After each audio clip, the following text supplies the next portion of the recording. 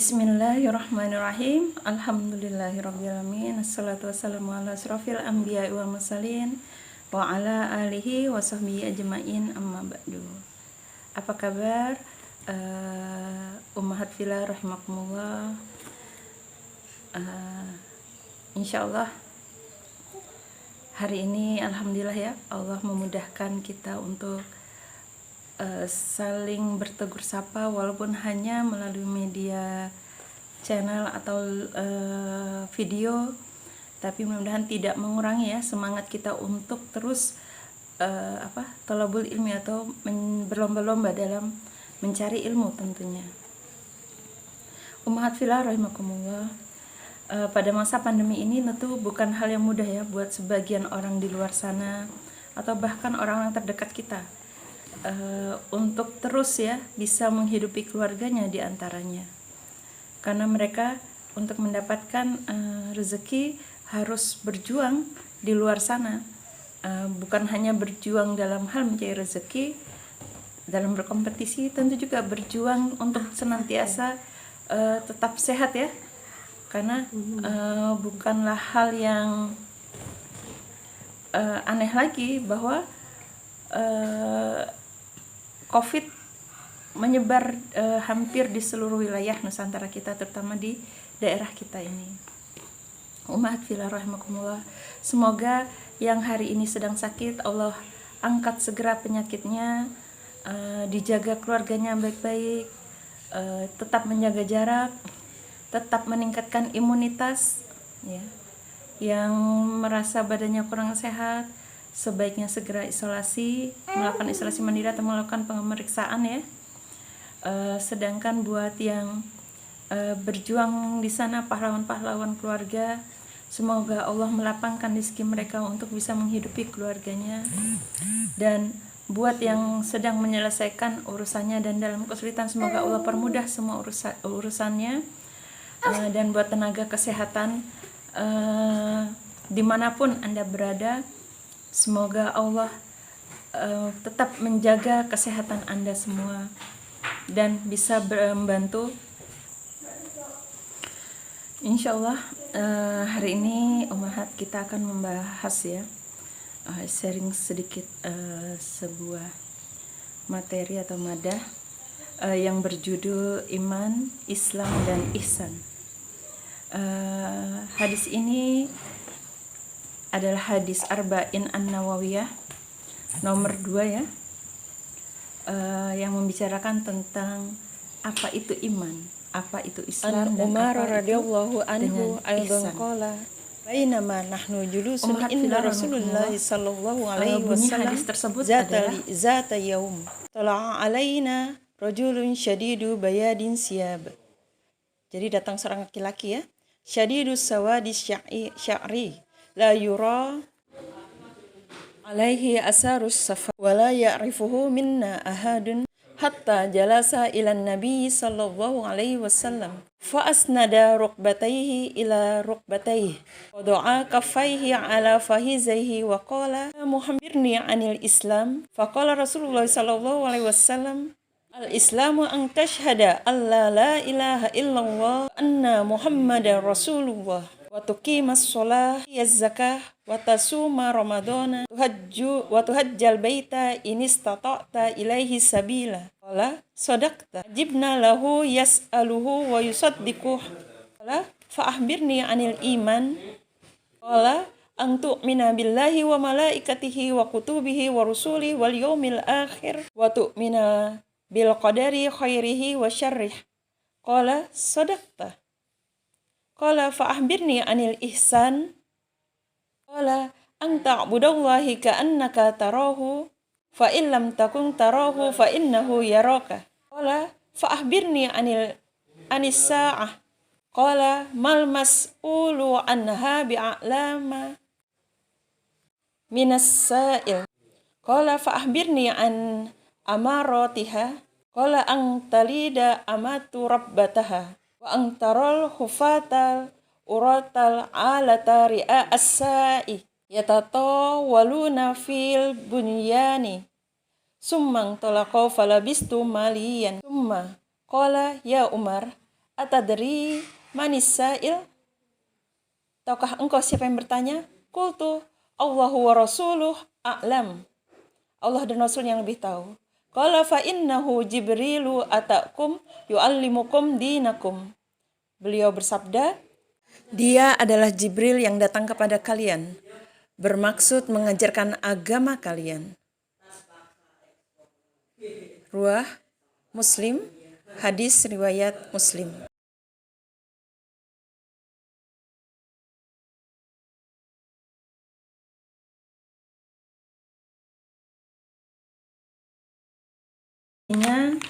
Dari Umar radhiyallahu an, ia berkata, pada suatu hari kami berada di sisi Rasulullah SAW. Tiba-tiba datang kepada kami seseorang yang sangat putih pakaiannya, sangat hitam rambutnya, tidak nampak kalau sedang bepergian, dan tidak ada seorang pun dari kami yang mengenalnya.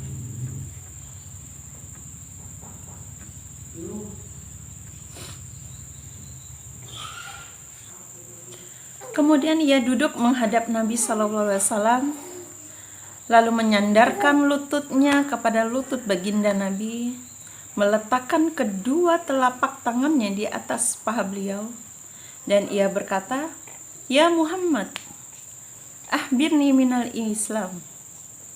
Maka baginda Rasulullah SAW bersabda, "Al-Islamu asyhadu an la ilaha illallah wa anna Muhammadar Rasulullah."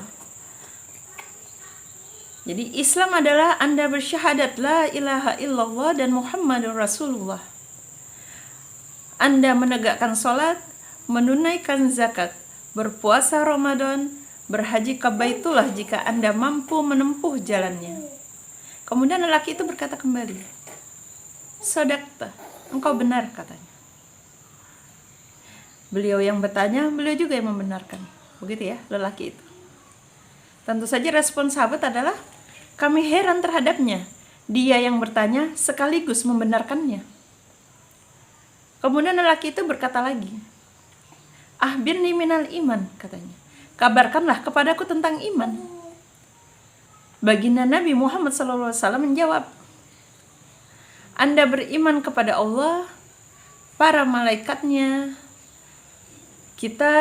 kitabuhu wa rasulih, kitab-kitabnya, rasulnya, hari akhir, dan Anda beriman kepada takdir yang baik maupun yang buruk."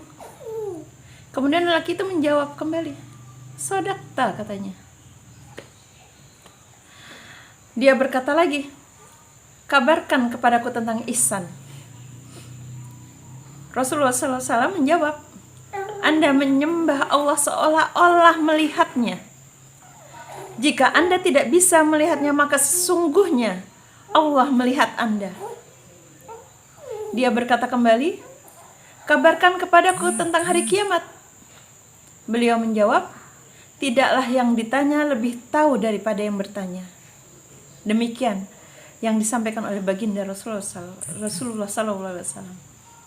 Lelaki itu berkata kembali, "Kabarkan kepadaku tentang tanda-tandanya."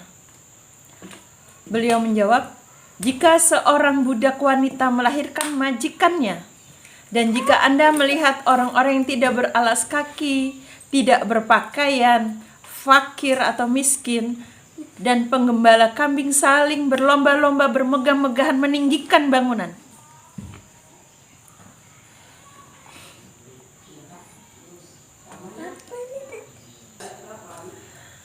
Kemudian lelaki itu pergi, ummahat fillah.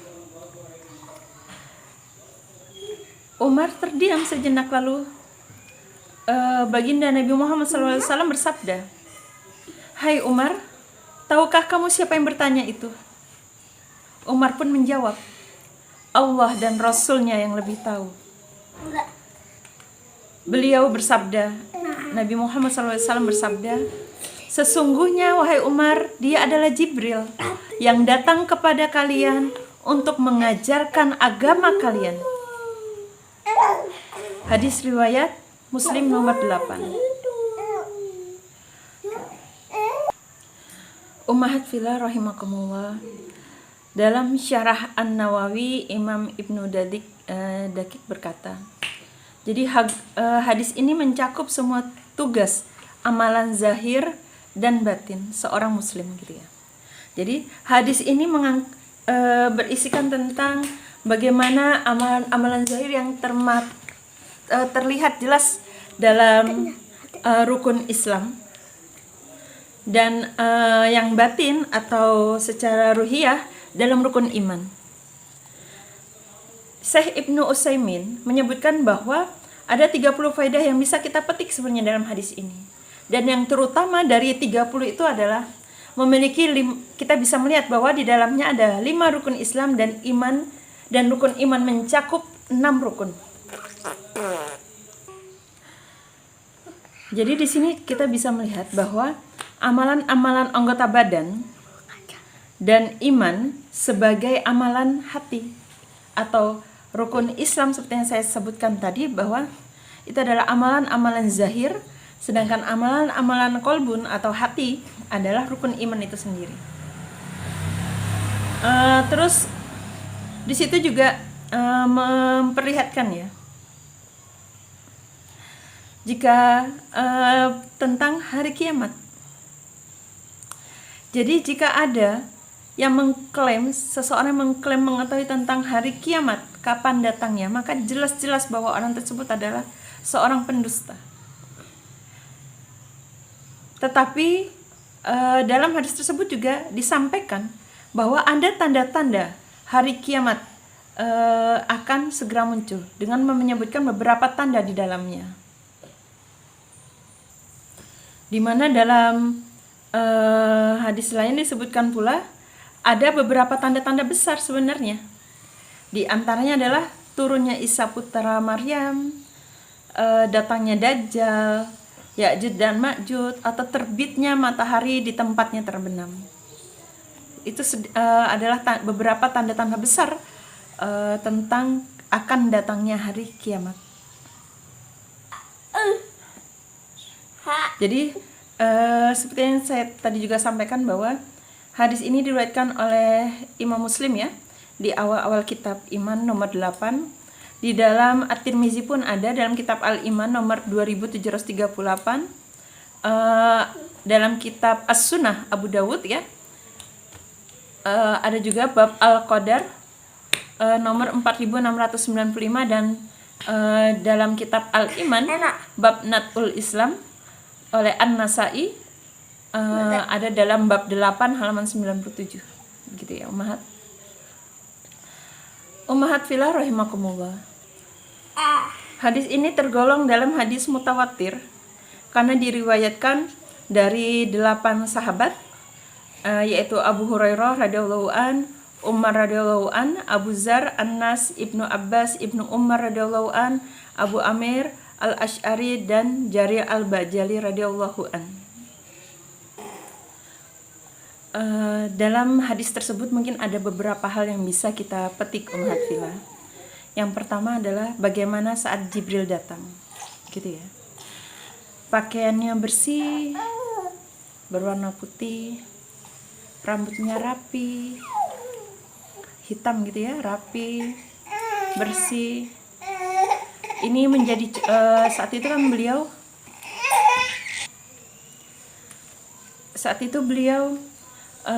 atau Jibril masuk ke dalam masjid menemui Rasulullah SAW dan mengajarkan tentang agama kita sebenarnya.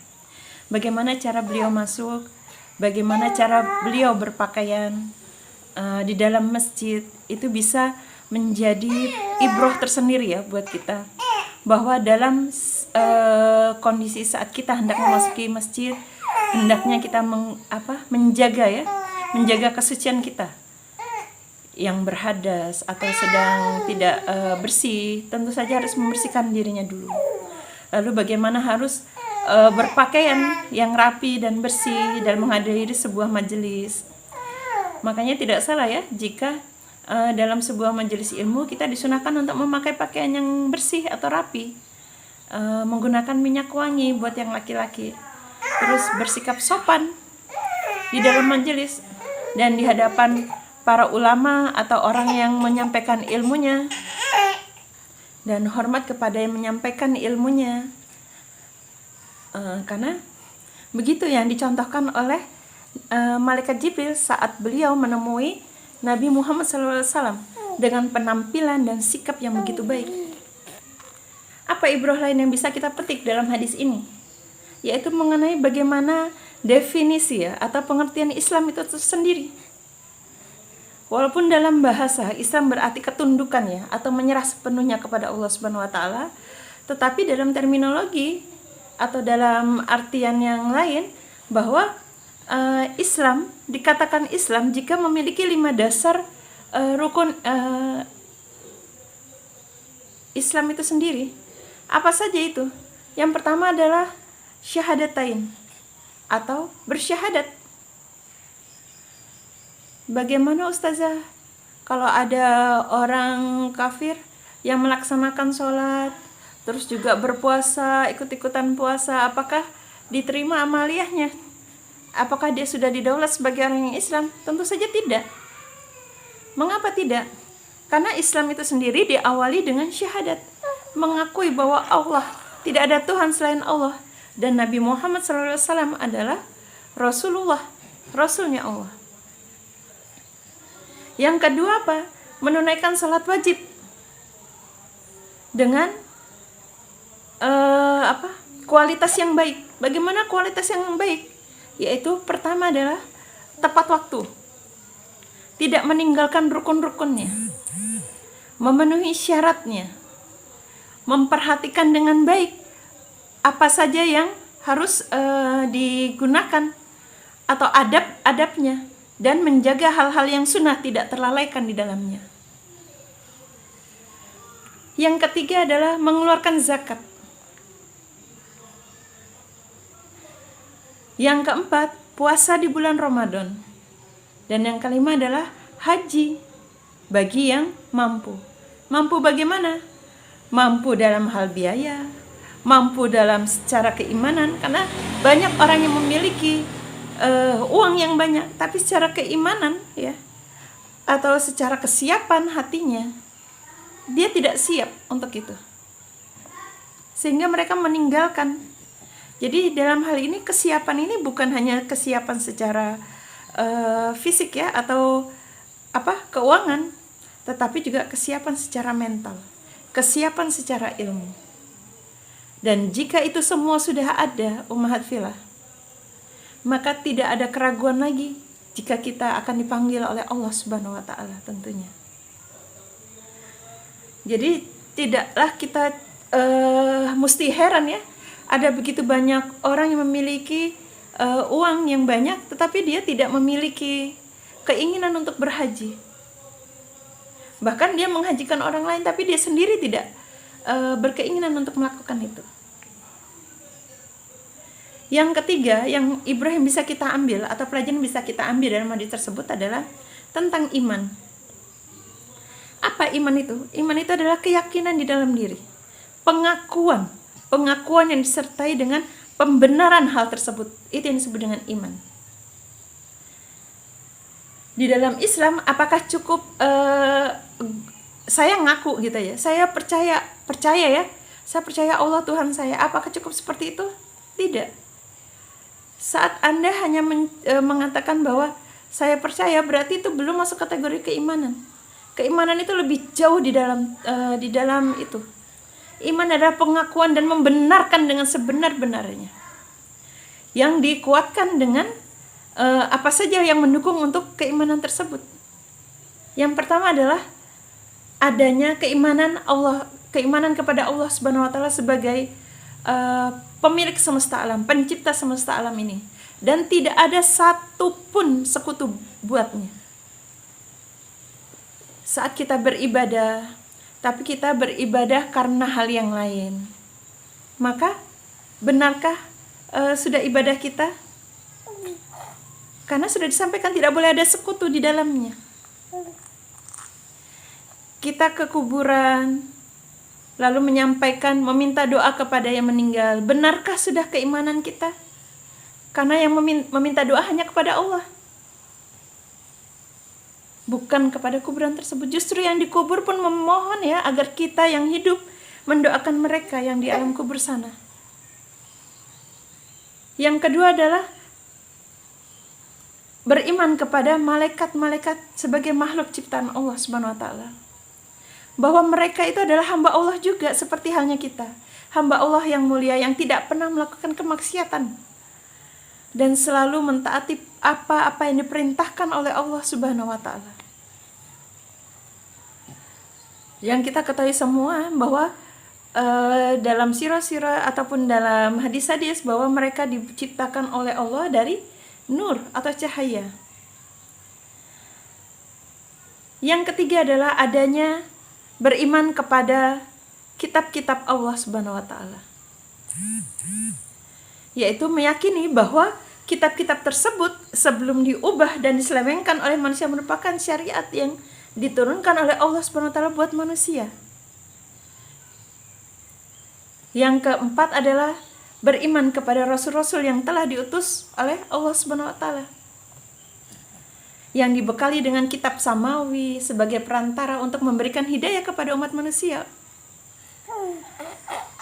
Dan meyakini bahwa manusia itu manusia yang dijadikan oleh Allah sebagai rasul adalah orang-orang yang maksum atau terjaga dari segala dosanya. Yang kelima adalah beriman kepada hari akhir, di mana pada masa itu Allah membangkitkan manusia yang telah mati di dalam kuburnya, lalu diperhitungkan semua amal ibadahnya pada yaumil hisab. Lalu amal perbuatan yang baik dan buruk akan dibalas sesuai dengan yang ia lakukan selama ia hidup di dunia ini. Yang keenam adalah beriman kepada qada dan qadar. Artinya apa? Bahwa apapun yang terjadi di alam semesta ini merupakan ketentuan dan kehendak Allah untuk satu tujuan yang hanya Allah sendiri yang mengetahuinya. Inilah yang disebut dengan rukun-rukun iman yang mesti kita imani dengan baik di dalam hati-hati kita, umat fillah. Dalam surah An-Nisa ayat 36, A'udzubillahi minasyaitonirrajim. Bismillahirrahmanirrahim. Ya ayyuhallazina amanu aminu billahi wa rasulih wal kitabil ladzi nazzala ala rasulih wal kitabil ladzi anzala min qablu wa may yakfur billahi wa malaikatihi wa kutubihi wa rusulihi wal yaumil akhir faqad dhalla dhalalan ba'ida. Wahai orang-orang yang beriman, tetaplah beriman kepada Allah dan Rasulnya, dan kepada kitab yang Allah turunkan kepada Rasulnya, serta kitab yang Allah turunkan sebelumnya. Barang siapa yang kafir kepada Allah, malaikat-malaikatnya, kitab-kitabnya, rasul-rasulnya, dan hari kemudian, maka sesungguhnya orang itu telah sesat sejauh-jauhnya. Sekali lagi dalam surah keempat, An-Nisa ayat 36. Jadi di sini juga kita bisa melihat pelajaran bahwa Islam dan iman adalah dua hal yang saling melengkapi. Bukan hal yang sama, tapi hal yang saling melengkapi. Jadi saat menggunakan kata-kata Islam tentu akan berbeda artinya saat kita menggunakan kata dengan iman. Karena yang satu adalah amalan zahir dan satu adalah suatu perbuatan yang ukhrawi atau qalbun atau keimanan di dalam hati. Ummahat fillah rahimakumullah. Dalam hadis tersebut juga ada membahas tentang ihsan. Apa itu ihsan? Ihsan terkait erat dengan menunjukkan sikap keikhlasan, ya, atau penuh perhatian, meyakini tentang terkait pula dengan muraqabatullah atau pengawasan Allah. Artinya dalam beribadah atau dalam melakukan suatu amalan yang sifatnya zahir maupun sifatnya sifatnya seperti keimanan atau hati. Maka yang dituntut dalam amalan-amalan tersebut adalah keikhlasan. Bagaimana keikhlasan ini bisa terbentuk? Yaitu dengan meyakini definisi ihsan itu sendiri dalam hadis tersebut. Bagaimana caranya ihsan itu? Yaitu kita beribadah atau beramal atau melakukan suatu perbuatan yang disyariatkan ditujukan hanya kepada Allah dengan sepenuh hati, sehingga seolah-olah kita melihatnya, seolah-olah kita mampu melihat Allah gitu ya. Dan jika kita tidak mampu melaksanakan hal yang semacam ini, maka yakinlah dan ingatlah bahwa Allah senantiasa melihatmu dan mengetahui apapun yang ada pada dirimu. Ummahat fillah, tentang ihsan ini sebenarnya adalah suatu amalan ya. Amalan atau bisa dibilang seperti menjadi kekuatan ya, atau motivasi sendiri buat seorang muslim ya dalam melakukan suatu amalan-amalan terbaiknya ya. Bukanlah perkara yang mudah. Pada saat kita mengingatnya dengan baik, maka kita mudah sekali melakukannya. Tapi ada kalanya ya, futur kelalaian itu muncul. Atau gangguan-gangguan dan bisikan-bisikan syaitan saat kita beribadah, sholat misalnya, itu juga muncul. Atau saat kita melakukan suatu amalan-amalan baik, bersedekah misalnya, godaan-godaan itu akan muncul. Dan jangan sampai kita menyesali atas hal yang sudah kita lakukan, tapi prosesnya tidak sebaik yang kita lakukan, atau di hati tidak sebaik yang kita lakukan. Syaitan menggoda kita dengan sifat ria, pamer tanpa kita sadari sebenarnya. Sholat saat berjamaah, makanya seorang muslim itu dianjurkan untuk sholat berjamaah. Kenapa ummahat fillah? Supaya fokus ya kepada imam, fokus kepada ibadahnya, sehingga dia tidak sempat memikirkan hal-hal yang lain. Diharapkan seperti itu. Bagaimana jika kita sholat sendiri? Tentu ujiannya akan lebih banyak ummahat fillah.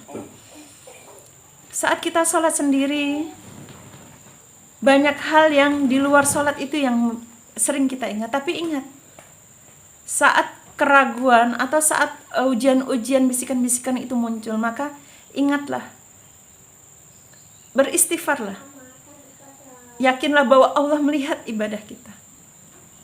Allah melihat setiap detik apa yang kita lakukan. Tidak ada satupun yang luput dari perhatian Allah. Saat bersedekah, jangan sampai sedekah itu dikotori dengan hal-hal yang ria. Apakah sedekah itu berupa uang saja? Tentu tidak. Bersedekah dalam hal ilmu, yang pintar mengaji, mengajar mengaji, yang memiliki uang finansial cukup besar, bisa bersedekah secara finansial. Tapi hati-hati, sedekahnya tidak ditinggalkan, tetapi tetap menjaga ya, tetap menjaga diri dari virus ria ini. Ummahat fillah rahimakumullah. Ada pelajaran atau ibrah lain yang bisa kita petik dalam hadis ini, yaitu tentang hari kiamat dan tanda-tandanya. Hari kiamat adalah rahasia Allah. Datangnya kapan, tempatnya di mana adalah merupakan rahasia dari Allah Subhanahu wa taala. Tibanya adalah rahasia Allah tentunya. Jadi tidak ada satupun makhluk Allah yang mengetahuinya. Sekalipun itu Rasul, sekalipun itu malaikat.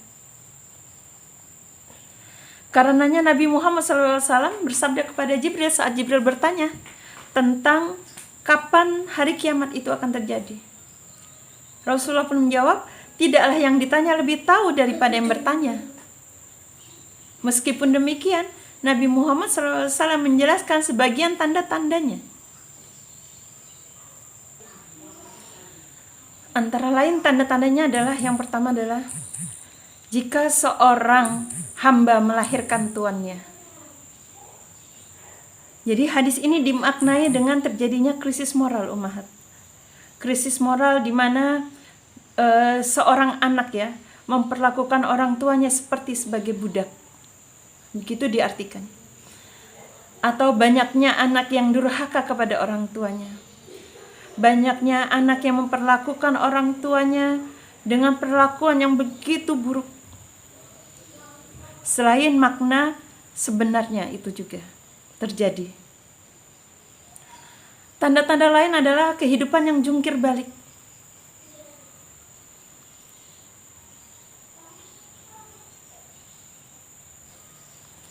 di mana kehidupan jungkir balik, di mana ada orang yang bertelanjang dada, miskin, atau di situ digambarkan miskin dan hal-hal yang lain ya, berlomba-lomba, tidak beralas kaki, berlomba-lomba untuk mendirikan bangunan-bangunan yang megah.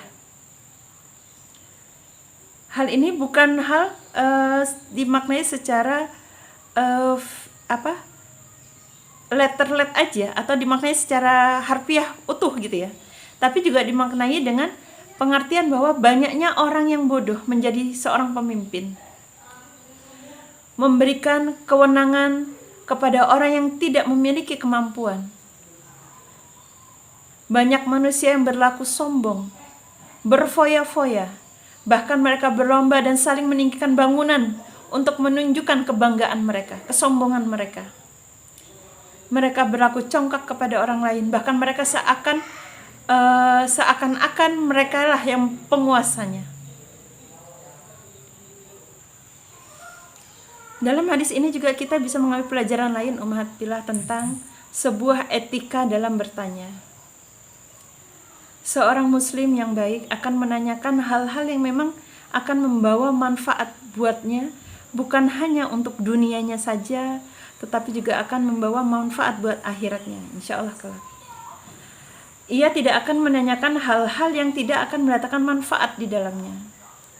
Jadi saat kita melihat atau saat kita berada dalam situasi atau dalam sebuah majelis ilmu, di mana kita melihat banyak audiens ya yang hadir di situ tidak mengetahui suatu hal, dan kita mengetahui sesuatu hal yang sangat penting, maka bertanya kepada orang yang tepat tentunya ya, karena yang di depan tentu saja yang memberikan materi adalah orang-orang yang memiliki ilmu di dalamnya.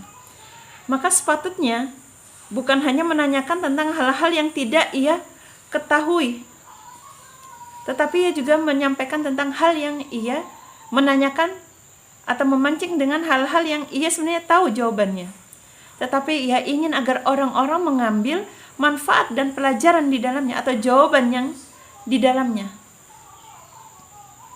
Begitu pula orang yang ditanya. Jadi etika ya, di sini berbicara tentang etika. Begitu pula dengan orang yang ditanya.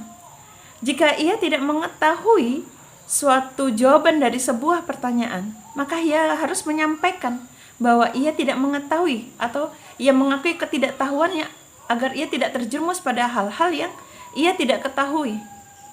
Dan ia hanya menyampaikan apa hal-hal yang bisa lebih dekat untuk informasi tersebut, tentang pertanyaan tersebut. Jadi tidak memaksakan diri untuk menjawab. Tetapi jika ia memiliki informasi-informasi lain terkait dengan hal tersebut, mungkin dia bisa menambahkan hal tersebut. Jadi ini adalah suatu etika dalam bertanya. Jadi metode tanya jawab yang dilakukan oleh Malaikat Jibril dan baginda Nabi Muhammad SAW beserta para sahabat yang ada di dalamnya yang memperhatikan sebagai audiens adalah salah satu metode yang sangat relatif berhasil untuk menambahkan ilmu atau semangat pada diri yang belajar, yang mendengar, untuk mengetahui jawaban yang akan diberikan. Nah, jadi ini adalah salah satu metode yang biasa digunakan oleh Rasulullah SAW dalam menyampaikan dakwahnya. Jika ada yang mau bertanya, maka dipersilakan untuk bertanya. Begitu. Inilah generasi-generasi para sahabat yang hidup pada masa Rasulullah SAW. Ummahat fillah rahimakumullah. Terkait dengan hadis ini adalah hadis yang luar biasa menurut ana pribadi ya. Hadis yang menjadikan dasar ya, penguat mengapa rukun Islam, mengapa ada Islam, mengapa ada rukun iman. Ternyata Islam didasari oleh 5 perkara, atau rukun iman itu ada 6 perkara, ada di dalam hadis ini semua. Jadi sekalipun di luar sana ada beberapa pendapat yang bersilangan bahwa rukun iman hanya 5, bukan 6, Karena ada beberapa hadis lain yang mendukung, menyebutkan bahwa rukun iman ada 5, termasuk di dalam Quran tadi ya, juga ada disebutkan sebanyak 5 rukun. Tetapi diperkuat, tentu saja kita mengetahui bahwa Al-Quran diperkuat secara pengamalan dalam hadis. Jadi hal-hal yang tidak dijelaskan secara lebar ya di dalam Al-Quran, maka dijelaskan di dalam hadis-hadis tersebut. Ummahat, semoga apa yang saya sampaikan sedikit ya, yang dari yang saya tahu tentang hadis Arba'in An-Nawawi nomor 2, yaitu terkait dengan iman, Islam, dan ihsan bisa menjadi penguat kita. Penguat kita bukan hanya di dalam beribadah tentunya, tetapi penguat kita dalam melaksanakan amal-amaliyah lainnya. Seperti ihsan tadi ya, definisi ihsan. Bagaimana rukun Islam itu, bagaimana Islam itu, bagaimana rukun iman itu, bagaimana iman itu, dan sebagainya.